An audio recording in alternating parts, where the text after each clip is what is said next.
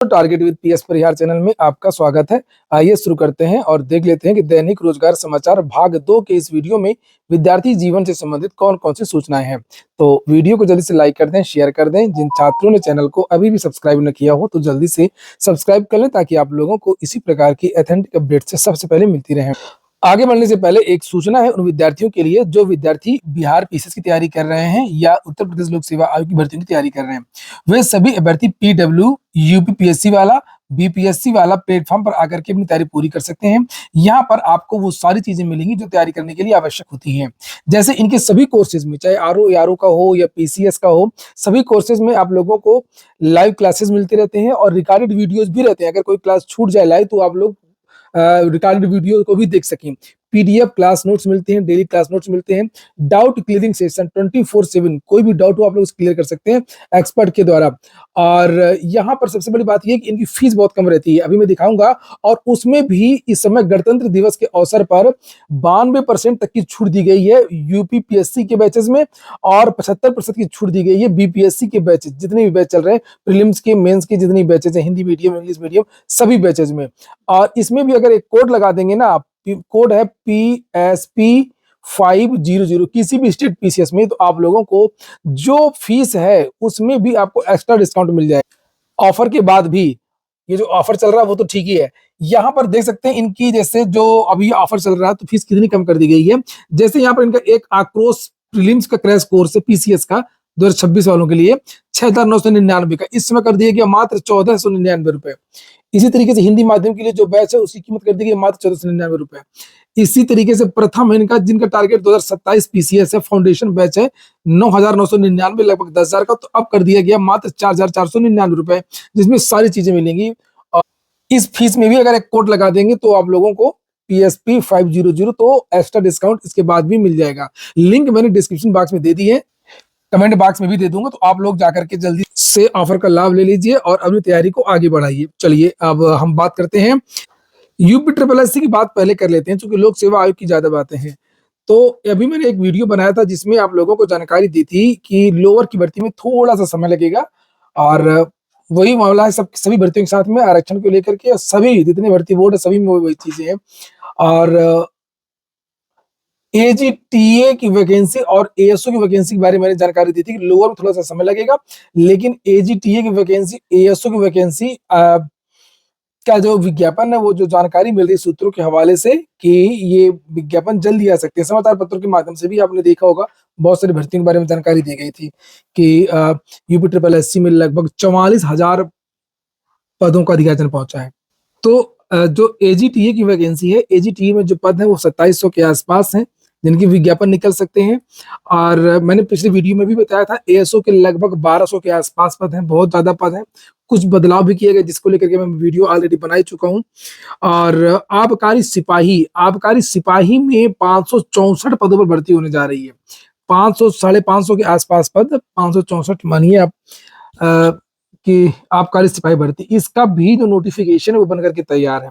तो ये मैंने आबकारी सिपाही के बारे में आप लोगों को जानकारी नहीं दी थी, तो जो भी विद्यार्थी हों इसके लिए इंतजार कर रहे हो तो उन विद्यार्थियों का आबकारी सिपाही का भी इंतजार जल्द समाप्त हो सकता है। और आबकारी सिपाही के बाद में फिर आपकी ये लोअर वगैरह की बहुत सारी भर्तियां हैं, सहायक विकास अधिकारी और अधिशासी अधिकारी, बहुत सारे पद हैं, मत्स्य अधिकारी के लगभग 105 पद हैं। तो ये सारी जो भर्तियां हैं वो आपको देखने को मिलेंगी आगे आने वाले समय में। बस थोड़ा सा इंतजार करिए। अभी आप लोग लेखपाल तो आपका आ ही गया है, और लेखपाल के जो भी विद्यार्थी हों जिन्होंने आवेदन ना किया हो तो वो विद्यार्थी आवेदन कर लें। लेखपाल के कुछ बच्चे कमेंट कर रहे थे, फोन कर रहे थे कि उनका ओटीपी नहीं आ रहा है, तो ये एक बड़ी समस्या है। क्या आप लोगों में से भी किसी के साथ में ऐसा है तो आप लोग कमेंट बॉक्स में कमेंट कर सकते हैं। तो लेखपाल भर्ती के बाद साथ में मैं एक बात और बता देना चाहता हूं कि आप लोग लास्ट डेट का इंतजार ना किया करिए, सभी लोग जल्दी से जल्दी एक्टिव हो जाया करिए। बहुत सारे विद्यार्थी कमेंट कर रहे थे जो स्वास्थ्य शिक्षा अधिकारी की वैकेंसी थी, आवेदन नहीं कर पाए। अब जल्दी डेट वेट बढ़ती नहीं है, अब सोचे कि नहीं डेट बढ़ जाएगी। बहुत सारे विद्यार्थियों को पता ही नहीं रहता कि लास्ट डेट कब है। तो जैसे ही आवेदन शुरू हो उसके लगभग 4-5 दिन बाद आप लोग जो है वो आवेदन करके खाली हो जाया करिए। और इसी तरीके से जो पुलिस कांस्टेबल भर्ती हैं उनकी भी लास्ट डेट नजदीक है, 30 तारीख उसकी लास्ट डेट है। तो 30 जनवरी के इंतजार ना करिए आप लोग, और इसके लिए आवेदन कर दें। और 28 तारीख लेखपाल की लास्ट, तो लेखपाल के जो छात्र हैं वो लेखपाल के लिए आवेदन कर सकते हैं। और रेलवे ग्रुप डी के भी 31 तारीख से आवेदन शुरू हो रहे हैं, 2-4 दिन बाद आप लोग इसके भी आवेदन कर। तो ऐसा नहीं है, भर्तियां आती भी रहती हैं। जैसे अब यही देख लीजिए आप लोग, कांस्टेबल की भर्ती है, एक लेखपाल की भर्ती है, अब रेलवे ग्रुप डी की भर्ती आ रही है। उसके बाद में आपकी हो सकता है फरवरी लास्ट या मार्च में, आप मार्च में ज्यादा संभावना है, मार्च में टीजीटी पीजीटी की भी बड़ी भर्ती देखने को मिल सकती है। अब हम लोग बात करेंगे उत्तर प्रदेश लोक सेवा आयोग की भर्तियों की। तो उत्तर प्रदेश का एग्जाम कैलेंडर लोक सेवा आयोग का अब संभावना है, चूंकि एलटी ग्रेड का एग्जाम निपट गया है, और अब संभावना है कि उत्तर प्रदेश लोक सेवा आयोग की जानकारी निकल करके आ रही है कि इस सप्ताह एग्जाम कैलेंडर जारी हो सकता है। हालांकि मैंने पहले ही बता दिया था 2-3 दिन पहले कि एग्जाम कैलेंडर नहीं आएगा, और नेक्स्ट वीक एग्जाम कैलेंडर आएगा। चूंकि एग्जाम कैलेंडर में त्रुटियां हो गई थी पिछली बार, जो तारीखें घोषित की गई थी आरओ मेंस और बहुत सारी परीक्षाओं को लेकर के, तो ये भी देखा जा रहा था कि कोई परीक्षा वगैरह टकराए अन्य भर्ती बोर्डों की, और कुछ तारीखें जोड़ी जा रही थी। तो काम तो इसका पूरा हो ही गया है। अब जिस दिन मन होगा चेयरमैन का अगले हफ्ते, तो उस दिन इसका जो कैलेंडर है वो जारी कर देंगे। और एलटी ग्रेड मेंस का एग्जाम कब तक हो सकता है, ये बहुत कमेंट आ रहे हैं विद्यार्थियों के। तो ये इस साल के अंत में ही इसका एग्जाम होने की संभावना है, अक्टूबर या नवंबर मान करके चलिए, अक्टूबर या नवंबर।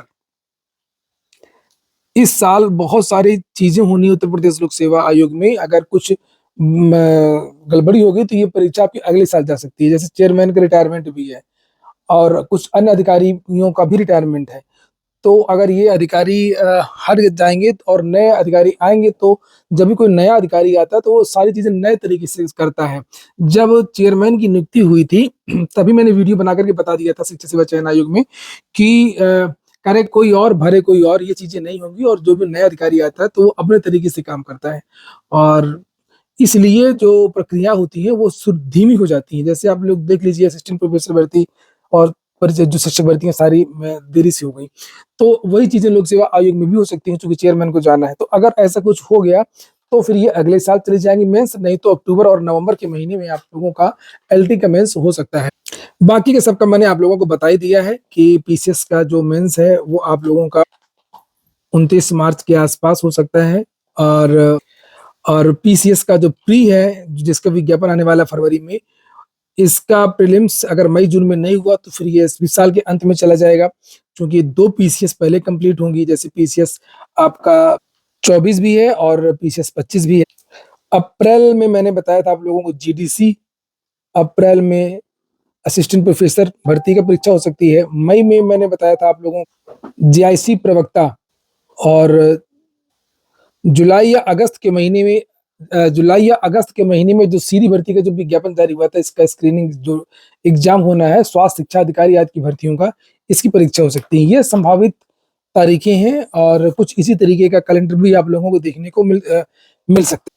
वहीं पर उत्तर प्रदेश लोक सेवा आयोग की एक और सूचना है कि आज संयुक्त प्रतियोगी हुंकार मंच के जो छात्र हैं उत्तर प्रदेश लोक सेवा आयोग गए थे संविधान की प्रस्तावना की प्रतिलिपि लेकर के, और महात्मा गांधी जी की फोटो और डॉक्टर भीमराव अंबेडकर जी की फोटो लेकर के गए थे भेंट करने के लिए। लेकिन किसी भी सक्षम अधिकारी ने बताया जा रहा है कि संविधान की प्रस्तावना लेने के लिए कोई बाहर नहीं आया और लेने से इनकार कर दिया गया, जिसके क्रम में संयुक्त प्रतियोगी हुंकार मंच के अध्यक्ष पंकज पांडे का कहना है कि ये घोर निंदनीय। इसकी शिकायत प्रधानमंत्री, राष्ट्रपति, मुख्यमंत्री, राज्यपाल आदि जो भी शीर्ष नेतृत्व में बैठे हुए सक्षम लोग हैं उनको पत्र लिखा जाएगा, और ये शिकायत की जाएगी कि उत्तर प्रदेश लोक सेवा आयोग जो कि संवैधानिक संस्था है, इन्होंने ज्ञापन नहीं लिया है और राष्ट्रीय धरोहर तिरंगा का अपमान किया है।